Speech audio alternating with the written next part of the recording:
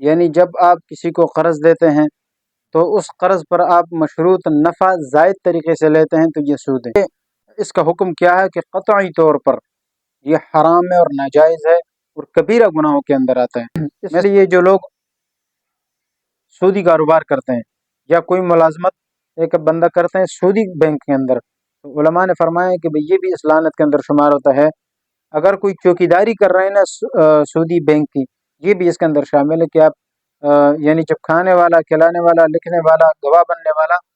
یہ ان کے اندر لعنت آپ صلی اللہ علیہ وسلم نے ان پر فرمائی ہے۔ تو ان میں ملازمت کرنے والا اور ان کی چوکیداری کرنے والا اور ان میں جو بھی کاروبار بنتا ہے، یہ سارے اس حدیث کے مصداق بنتے ہیں اور اللہ کے رسول کی لعنت کے مستحق ہوتے ہیں۔ سود ہے، تو سود کا خاتمہ تو بہت پہلے ہونا چاہیے، لیکن اللہ کا شکر ہے، اللہ کا احسان ہے کہ ابھی جا کر علماء نے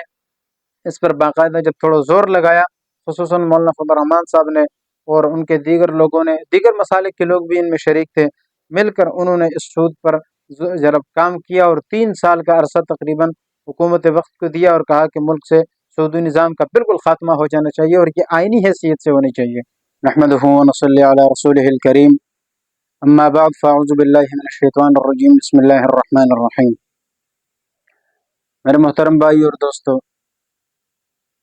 سود کے حوالے سے مختصر ایک چند باتیں آپ کے سامنے ذکر کرنی ہے۔ سود کو عربی میں ربا کہا جاتا ہے اور ربا کا معنی ہوتا ہے بڑھانا۔ اصطلاح میں کس کو کہتے ہیں سود؟ یعنی جب آپ کسی کو قرض دیتے ہیں تو اس قرض پر آپ مشروط نفع زائد طریقے سے لیتے ہیں تو یہ سود ہے۔ یا کوئی بھی ایسی چیزیں جو ناپنے والی یا وزن کرنے والی چیزیں ہیں، تو ان چیزوں میں جب آپ کسی کو ایسی چیز کے بدلے میں وہ دیتے ہیں کہ وہ بھی آگے سے ناپنے والی یا وزن کرنے والی چیزیں ہیں، تو ناپنے والی چیز کو ناپنے والی چیز کے مقابلے میں یا وزن والی چیز کو وزن والی چیز کے مقابلے میں اگر آپ بیچتے ہیں تو وہ بھی برابری کرنا ضروری ہے۔ تو جو زائد آپ لیں گے یا زائد کی شرط لگائیں گے تو یہ کیا ہوگا؟ سود ہوگا۔ تو اس کو کہتے ہیں سود، ربا، عربی میں ربا کہتے ہیں اور ہم اس کو اردو میں سود کہتے ہیں، اور انگلش زبان میں اس کو انٹرسٹ کہتے ہیں۔ تو یہ اس کا حکم کیا ہے کہ قطعی طور پر یہ حرام ہے اور ناجائز ہے اور کبیرہ گناہوں کے اندر آتا ہے۔ میں اس پر انشاءاللہ کہ قرآن کریم اور حدیث سے دلائل ذکر کروں گا کہ اس کی کیا وہ یعنی ممانعات پر کیا دلائل ہے، لیکن سب سے پہلی بات یہ ہے کہ اس کے جو نتائج نکلتے ہیں وہ سب سے خطرناک ہوتے ہیں۔ ایک تو سب سے پہلے معاشی استحصال اس سے ہوتا ہے، غریبوں کا خون چوسا جاتا ہے، لوگوں کے اندر حرص اور طمع اور لالچ پیدا ہو جاتی ہے، اسی طرح خود غرضی، ٹھیک ہے نا، اور مفاد پرستی اس کے اندر پیدا ہوتی ہے۔ جو آدمی سود کھاتا ہے دنیا میں بھی نقصان اور آخرت میں بھی تباہ ہے، ٹھیک ہے۔ اب اس پر دلائل، سب سے پہلی دلیل قرآن کریم کی اس آیت سے، اللہ رب العزت فرماتے ہیں کہ یا ایھا الذین آمنوا لا تأکلوا الربا اضعافا مضاعفۃ، کہ اے ایمان والو تم سود مت کھاؤ، اضعافا یعنی جو زائد کر کے تم لیتے ہو وہ مت کھاؤ۔ یعنی مثال کے طور پر اگر آپ نے کسی کو 1000 روپے قرض دیے تو بدلے میں 1000 روپے قرض لینا یہ اصول بنتا ہے، لیکن آپ اس سے 1500 کی شرط لگاتے ہو کہ میں 1000 دے رہا ہوں، لیکن شرط یہ کہ آپ نے بعد میں مجھے کیا کرنا ہے؟ 1500 واپس کرنے ہیں۔ تو یہ جو 500 آپ لے رہے ہیں یہ اضعاف مضاعفتاً، یہ زیادتی ہے اور یہ سود ہے۔ اس سے کیا ہوتا ہے کہ آپ گویا غریبوں کا خون چوستے ہیں۔ ایک آدمی غریب فقیر ہے، کوئی بھی اس طرح قرض لینا نہیں چاہتا، لیکن مجبوری میں آ کے آپ سے قرض کا مطالبہ کرتا ہے اور آپ اس سے سود لیتے ہیں، وہ بیچارہ مجبور ہے، وہ مان جاتا ہے، تو کیا کرتے ہیں کہ آپ 1000 روپے دیتے اور مطالبہ 1500 کا کرتے ہیں، یہ آپ غریب کا خون چوس رہے ہیں۔ اور ایک معراج کے حدیث میں یہ بھی آتا ہے کہ آپ صلی اللہ علیہ وسلم نے ایک شخص کو دیکھا کہ جب وہ خون کے سمندر میں تیر رہا ہے، تو جب وہ قریب آتا ہے نکلنے کی کوشش کرتا ہے تو ایک بندہ آتا ہے اور اتنا بڑا پتھر اس کے سر پہ مارتا ہے اور وہ پھر دوبارہ جا کے وہ خون کی ندی میں گر جاتا ہے اور وہ جو پتھر ہے وہ بھی چورو چورو ہو جاتا ہے اور سائڈ پہ گر جاتا ہے۔ یہ بندہ اس تک پہنچتے پہنچتے پھر وہ دوبارہ جڑ جاتا ہے، اس کا سر بھی جڑ جاتا ہے، یہ پھر باہر آنے کی کوشش کرتا ہے اور پھر مارا جاتا ہے۔ اس طرح آتا ہے اور دوبارہ گرایا جاتا ہے اور پتھر سے اس کا سر کچلا جاتا ہے۔ تو آپ صلی اللہ علیہ وسلم نے پوچھا جبرائیل امین سے کہ یہ کون ہے؟ انہوں نے کہا کہ یہ سود خور ہے، کیونکہ دنیا میں جو بھی اعمال آدمی کرتا ہے اس کے کوئی نہ کوئی شکل آخرت میں اس کی ہوتی ہے۔ تو یہ بھی ایک شکل ہے کہ آپ غریبوں کا خون چوستے ہیں، تو یعنی قیامت میں آپ کو پھر اسی طرح کا عذاب دیا جائے گا۔ اللہ رب العزت ہم سب کی حفاظت فرمائے۔ تو اللہ نے فرمایا کہ لا تأکلوا الربا، سود مت کھاؤ اس طریقے سے کہ اضعاف مضاعفتاً، یہ جو تم دگنا کر کے زائد کر کے لیتے ہو یہ، واتقوا اللہ لعلکم تفلحون، اللہ سے ڈرو تم تاکہ تم کامیاب ہو جاؤ۔ ایک اور آیت میں فرمایا یا ایھا الذین آمنوا اتقوا اللہ وذروا ما بقی من الربا، کہ اے مومنو تم سود کو چھوڑ دو، ما بقی من الربا، جو سود تم نے کیا ہے اور ابھی تک مثال کے طور پر پہلے کرتے آ رہے تھے، بس جو بچ گیا آج کے بعد سب کچھ ختم کرو، چھوڑ دو۔ ان کنتم مومنین، اگر تم ایمان لانے والے ہو اور اللہ پر ایمان رکھتے ہو تو یہ سب کچھ چھوڑ دو۔ اچھا آگے فرمایا کہ جو لوگ نہیں چھوڑتے ہیں نا، سود سے باز نہیں آتے ہیں، اللہ نے ان کو بہت خطرناک قسم کی دھمکی بھی دی ہے۔ فرمایا فَإِن لَمْ تَفْعَلُوا فَأْذَنُوا بِحَرْبٍ مِّنَ اللَّهِ وَرَسُولِهِ، اگر تم باز نہیں آتے ہو تو پھر سن لو، اللہ اور اس کے رسول کی طرف سے اپنے لیے اعلان جنگ سن لو۔ یہ بہت خطرناک بات ہے۔ اور ایک عالم سے میں سن رہا تھا کہ ایک اللہ رب العزت جب اعلان جنگ کرتے ہیں تو یہ جنگ کا اعلان کرنے کا ایک مطلب تو یہ ہوتا ہے کہ بہت سارے اس کے مطلب ہو سکتے ہیں، لیکن عام ایک مطلب بڑا زبردست انہوں نے ذکر کیا، وہ یہ دیکھے جب بھی ایک آدمی جنگ کسی کے ساتھ کرتا ہے تو ظاہر دشمنی ہوتی ہے، وہ بھی دشمن اور آپ اس کے دشمن، وہ آپ کے دشمن، تو دشمن کی ہمیشہ کوشش یہ ہوتی ہے کہ آپ کا جو قیمتی مال ہے اس کو ضائع کرے اور آپ کو نقصان پہنچائے۔ مومن کا سب سے قیمتی مال کیا ہے؟ ایمان ہے۔ تو یہ بھی ممکن ہے، عین ممکن ہے کہ جب سود پر اللہ نے اعلان جنگ کیا ہے، اس کا مطلب یہ ہے کہ ایک وقت شاید اللہ معاف کرے ایسا آ سکتا ہے کہ انسان اپنے ایمان سے ہی محروم ہو جائے اور ہاتھ دھو بیٹھے، تو یہ اتنا بڑا جرم ہے۔ اچھا ایک اور جگہ اللہ نے فرمایا الذین یأکلون الربا، قیامت کی حالت کا ذکر کر رہے ہیں کہ قیامت میں سود خور کا کیا حال ہوگا۔ الذین یأکلون الربا، جو لوگ سود کھاتے ہیں، لا یقومون الا کما یقوم الذی یتخبطہ الشیطان من المس، وہ قیامت کے دن نہیں اٹھیں گے مگر اس حال میں اٹھیں گے کہ جیسے کہ شیطان نے ان کو چھو کر ان کو ہاتھ لگا کر خبتی بنا دیا ہو، اور جیسے وہ ایک پاگل ہوتا ہے نا، پاگل حیران و پریشان گھوم رہا ہوتا ہے، مدہوش گھوم رہا ہوتا ہے، تو سود خور بھی قیامت کے دن ایسے ہی اٹھے گا۔ کما یتخبطہ الشیطان من المس ذلک بانہم قالوا انما البیع مثل الربا، اس کی وجہ یہ ہے کہ وہ دنیا میں سود کو کوئی عام چیز سمجھتے تھے اور وہ کچھ سمجھتے ہی نہیں تھے، یا یہ ہے جیسے آج کل کسی بھی چیز کو بس سود ہوتا ہے لیکن اس کے نام تبدیل کر کے اس کو جائز قرار دینے کی کوشش کرتے ہیں۔ تو اللہ نے فرمایا کہ بھئی یہ حالت ان کی کیوں ہے؟ اس لیے کہ ذالک بانہم قالوا انما البیع مثل الربا، اس لیے کہ یہ دنیا میں کہا کرتے تھے کہ یہ جو کاروبار ہے اور سود ہے یہ تو ایک جیسے ہیں، دونوں میں مقصد مال کو بڑھانا ہے، تو سود میں بھی بڑھاؤ اور اس میں بھی بڑھاؤ، تو بات ایک ہی ہے۔ حالانکہ دونوں میں فرق ہے، کاروبار میں جو بڑھایا جاتا ہے وہ کسی عوض کے بدلے میں ہوتا ہے اور آپ پیسے دیتے ہیں یا تجارت کرتے ہیں، کوئی بھی سسٹم کرتے ہیں۔ یہاں پر ایسا نہیں ہے، یہاں پر جو آپ پیسے دیتے ہیں اس پر بغیر کسی عوض کی زیادتی لیتے ہیں، یہ زیادتی سود ہے، جو اور مشروط بھی ہوتے ہیں۔ یہ ایک بنیادی شرط آپ نے ذہن میں رکھنی ہے کہ سود میں جو زیادتی ہوتی ہے یہ مشروط نفع ہوتا ہے۔ مشروط کا معنی یہ ہے کہ پہلے سے آپ اس کی شرط لگاتے ہیں۔ ایک تو یہ ہوتا ہے نا، مثال کے طور پر میں نے آپ کو 1000 روپے دیا اور آپ نے مجھے دوبارہ واپس 1000 روپے دے دیا، ٹھیک ہے، لیکن ساتھ ساتھ آپ نے یہ بھی کہا کہ چلو آپ نے ہمارے ساتھ احسان کیا ہے تو چلو یہ 1200 لے لو، 1500 لے لو، یعنی 500 بعد میں الگ سے وہ مزید تو اپنے طرف سے دے دیتا ہے۔ یاد رکھیے یہ چیز سود نہیں ہے۔ حدیث میں آتا ہے آپ صلی اللہ علیہ وسلم نے ایک اونٹنی لی تھی اور آپ نے فرمایا تھا کہ بھئی میں اس کو اس کے پیسے آپ کو دوں گا، بعد میں وہ شخص آیا اور انہوں نے مطالبہ کیا، یعنی قرض پہ یہ معاملہ ہوا،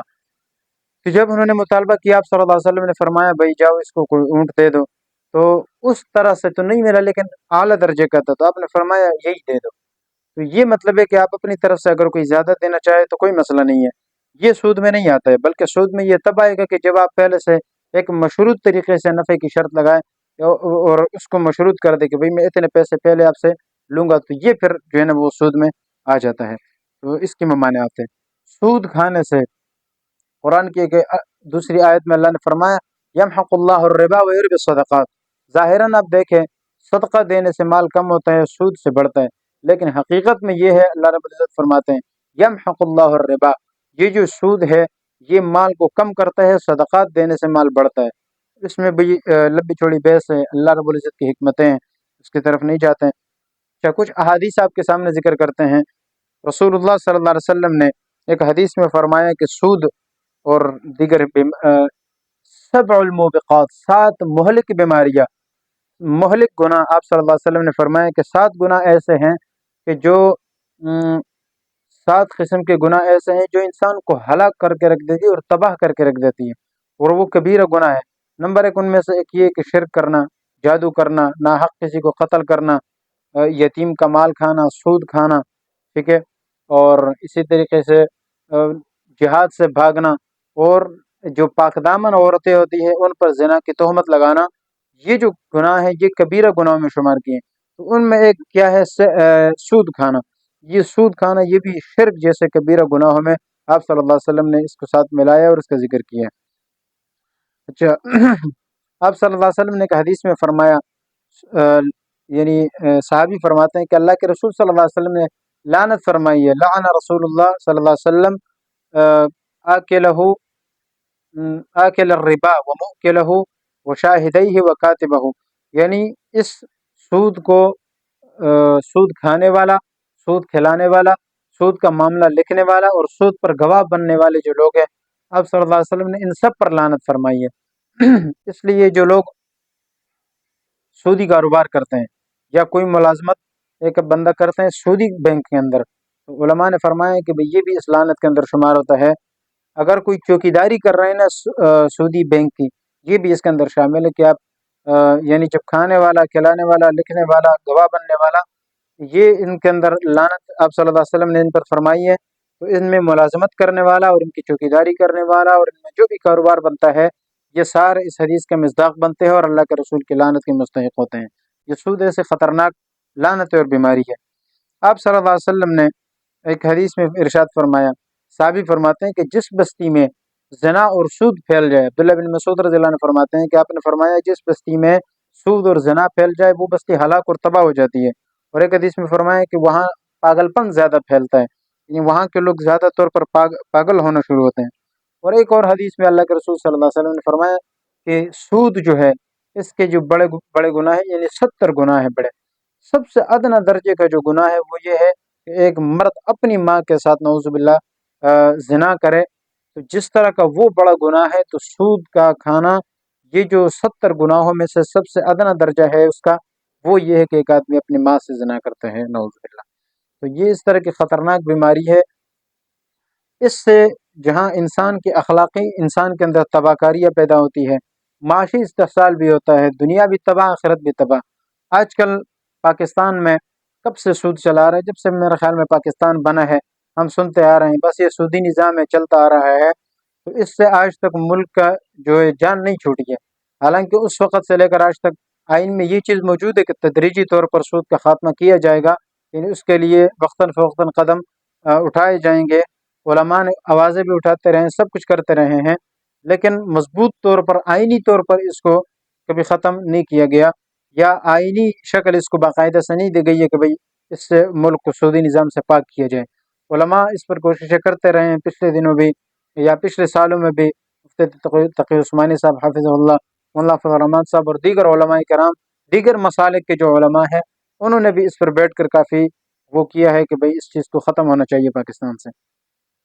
इससे मुल्क तबाह होता है। कैसे? मैं इसकी एक मिसाल आपको देता हूँ। ये जो बैंक है, बैंक में मिसाल के तौर पर मैं 1 लाख रुपए जमा करता हूँ, तो बैंक मुझे ये एतमाद दिलाता है कि भाई 1 साल के अंदर अंदर हम आपको मिसाल महीने के हिसाब से इतने पैसे भी देते जाएंगे और आपका पैसा भी महफूज होगा। ये जो जायद पैसे मिल रहे हैं, ज़ाहिर है ये सूद है, तो मुझे सूद मिल रहा है, तो इसलिए मैं 1 लाख पे सूद भी ले रहा हूँ और मेरा पैसा भी महफूज है। तो इस तरीके से मैं भी 1 लाख जमा कर रहा हूँ, दूसरे भी जमा कर रहे हैं, तीसरे भी जमा कर रहे हैं। बहुत सारे लोग जब उस बैंक में लाखों रुपए जमा करते रहेंगे, तो इस तरीके से तो करोड़ों बन जाएंगे। फिर एक ऐसा वक्त आता है कि अब बैंक ये पैसे ज़ाहिर है अपने पास तो नहीं रखेगा, इन लोगों को उन्होंने नफ़ा भी देना है और उनके पैसों की हिफाजत भी करनी है। फिर बैंक क्या करता है कि किसी सरमाएदार को वो पैसे देता है, या ये कि कोई सरमाएदार आता है, कोई बड़ा ताजिर आता है, वो कहता है कि मैंने मिसाल के तौर पर एक बहुत बड़ा माल बनाना है या बहुत बड़ा कारोबार शुरू करना है, फैक्ट्री बनानी है, तो मुझे इसके लिए इतने करोड़ रुपए चाहिए। तो वो कहता है कि ठीक है हम आपको पैसे देते हैं, लेकिन इस शर्त पर देंगे कि भाई आप ये पैसे हमें इतने साल में वापस करेंगे और सूद के साथ वापस करेंगे। तो वो भी इसके लिए तैयार हो जाता है। तो इससे क्या होगा कि बैंक अपने इन जो लोग हैं, जो जो पैसे जमा करने वाले हैं, इनको भी सूद पर पैसा देता रहेगा आहिस्ता आहिस्ता, और इस तरीके से बैंक को भी फ़ायदा मिलता रहेगा, और जो अगला ताजिर है वो अपना कारोबार वहाँ शुरू करेगा। अब वो ताजिर क्या करता है कि बहुत बड़ा माल वो स्टार्ट कर लेता है, बड़ी फैक्ट्री बना लेता है, اس میں یہ خرابی ہوتی ہے کہ ظاہر اس نے بھی تو پھر سود دینا ہے، اپنے پیسے بھی نکالنے ہیں، سب کچھ کرنے ہیں، وہ پھر 10 روپے کی چیز 50 روپے کی بیچے گا مارکیٹ میں، تو مہنگائی بھی اس طریقے سے وہاں شروع ہو جاتی ہے۔ تو اس طریقے سے غریبوں کو تباہ کیا جاتا ہے، معاشرے کو خراب کیا جاتا ہے، معاشی تباہ کاری پیدا ہوتی ہے، اور معاشی استحصال اس طریقے سے ہوتا ہے، اور لوگوں کے اندر پھر ظاہر ہے پھر ان پیسوں کو حرام کاری میں بھی لگایا جاتا ہے تاکہ پیسے کسی طریقے سے آئے، اور بینک کو اس کا جو قرضہ ہے، وہ سود ہے، وہ دیا جائے۔ تو پھر لوگوں میں حرص بھی پیدا ہوتی ہے، خود غرضی بھی پیدا ہوتی ہے، لالچ بھی پیدا ہوتی ہے، اور مفاد پرستی بھی پیدا ہوتی ہے، اور وہ جو حرام کاری، شراب خوری، سب کچھ اس کے اندر آتا ہے۔ یہ ساری تباہ کاریوں کی وجہ کیا ہے؟ بنیاد سود ہے۔ تو سود کا خاتمہ تو بہت پہلے ہونا چاہیے، لیکن اللہ کا شکر ہے، اللہ کا احسان ہے کہ ابھی جا کر علماء نے اس پر باقاعدہ جب تھوڑا زور لگایا، خصوصاً مولانا فضل الرحمان صاحب نے، اور ان کے دیگر لوگوں نے، دیگر مسالک کے لوگ بھی ان میں شریک تھے، مل کر انہوں نے اس سود پر ضرب کام کیا، اور 3 سال کا عرصہ تقریباً حکومت وقت کو دیا، اور کہا کہ ملک سے سودی نظام کا بالکل خاتمہ ہو جانا چاہیے، اور یہ آئینی حیثیت سے ہونی چاہیے۔ اچھا، 3 سال کا عرصہ ہو یا 6 سال کا عرصہ ہو، وہ اپنی جگہ پر، لیکن یہ جو کام ہوا ہے بالکل قابل تعریف کام ہوا ہے، اور یہ کام چونکہ بہت پہلے ہونا چاہیے، چلو بہت پہلے نہیں ہوا، ابھی ہوا ہے، لیکن الحمدللہ اللہ کا بہت بڑا احسان ہے کہ اس ملک سے سود جیسے لعنت ختم ہو جائے گی، تو یہ اللہ کا بہت بڑا کرم ہو جائے گا۔ اور اس کے بعد بھی بعض لوگ اس بات کو پتہ نہیں عجیب سے طریقے سے لیتے ہیں، وہ کہتے ہیں کہ جی یہ کیا مسئلہ ہے کہ سود کو تو ابھی ابھی حرام ہونا چاہیے، پابندی لگنی چاہیے، 3 سال کا عرصہ کیوں دیا ہے؟ بھائی 3 سال کا عرصہ دیا ہو یا 10 سال کا دیا ہو، کام تو ہو رہا ہے نا۔ ابھی تک جو نہیں ہو رہا تھا، نہ ہونے پر تو آپ نے کچھ نہیں کہا، اب جب ہونے لگ گیا تو اب آپ اعتراض کر رہے ہیں۔ دوسری بات یہ ہے کہ یہ جو وقت دیا ہے یہ بھی حکومت نے، یعنی جو کیا نام ہے، عدالت ہے، انہوں نے دی ہے، اور ہونے بھی چاہیے، اس لیے کہ کوئی بھی کام اتنے جلدی نہیں ہو سکتا۔ سودی نظام جو اتنے عرصے سے پاکستان جب سے بنا ہے، تقریباً اس کے کئی سالوں بعد، یا 1973 سے یہ سمجھو کہ یہ چلا آ رہا ہے، تو یہ اتنا بڑا نظام جو آج تک چلا آ رہا ہے، اور پوری معیشت تقریباً اس میں جکڑی ہوئی ہے، یہ اتنی آسانی سے نکلنے والی چیز نہیں ہے، ختم ہونے والی چیز نہیں ہے۔ اس طرح کے ہمارے ایک ساتھی کہہ رہے تھے کہ یہ ایک دلدل ہے، تو دلدل کے اندر جب ایک آدمی پھنستا ہے تو اس سے نکلنا پھر یہ آسان نہیں ہوتا، بڑی مشکل سے نکلا جاتا ہے۔ تو اس سے بھی نکلنا، یہ اتنا عرصے میں ہو بھی جائے تو یہ بھی ایک بہت بڑی بات ہے، تو یہ اس میں وقت لگے گا۔ کسی بھی چیز کے ختم ہونے میں ایک پرانا غم جو چلا آ رہا ہوتا ہے، اس کو ختم کرنا یہ اتنا آسان نہیں ہوتا۔ میں اس کی 1-2 مثالیں آپ کو دیتا ہوں۔ خود رسول اللہ صلی اللہ علیہ وسلم کے زمانے میں یہ جو سودی سسٹم چلا آ رہا تھا، یہ فوراً ختم نہیں ہوا، بلکہ آہستہ آہستہ ختم ہوا، اور حتیٰ کہ آپ صلی اللہ علیہ وسلم نے بالکل اپنے آخری حجۃ الوداع کے خطبے میں یہ اعلان فرمایا کہ بھئی آج کے بعد سود بالکل ختم۔ تو اس سے پہلے بھی سود کا خاتمہ تو ہو رہا تھا، لیکن وہ آہستہ آہستہ ہو رہا تھا۔ بالکل آخری وقت میں بھی آپ نے یہ اعلان کیا کہ آج کے بعد بالکل ختم، اور خود میرے چچا حضرت عباس رضی اللہ تعالیٰ عنہ نے جو سودی معاملات لوگوں کے ساتھ کیے ہیں، وہ میں آج خود ختم کرتا ہوں، اور میں معاف کرتا ہوں، نہیں لیتا ہوں، اور اس سودی نظام کو اپنے پاؤں کے نیچے رکھتا ہوں اور ختم کرتا ہوں۔ یعنی حضرت عباس رضی اللہ تعالیٰ عنہ وہ اس زمانے میں چونکہ سود کا معاملہ ہوتا رہتا تھا، اور حلال یعنی حرام نہیں تھا، تو اس لیے وہ لوگوں کو پیسے دیتے تھے، اور پھر بعد میں لوگ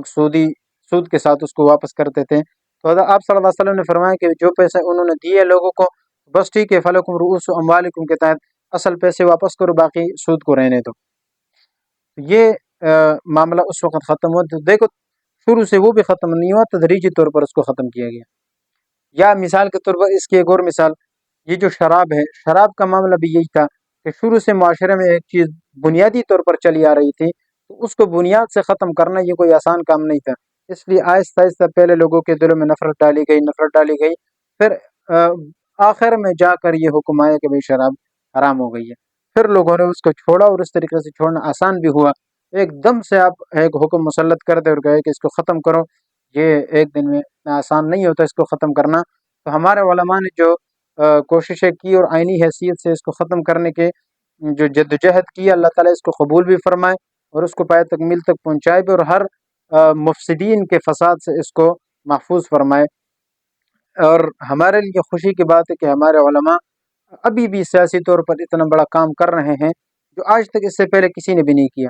اور مزے کی بات یہ کہ اس طرح کے اعتراض اکثر وہ لوگ کرتے ہیں نا کہ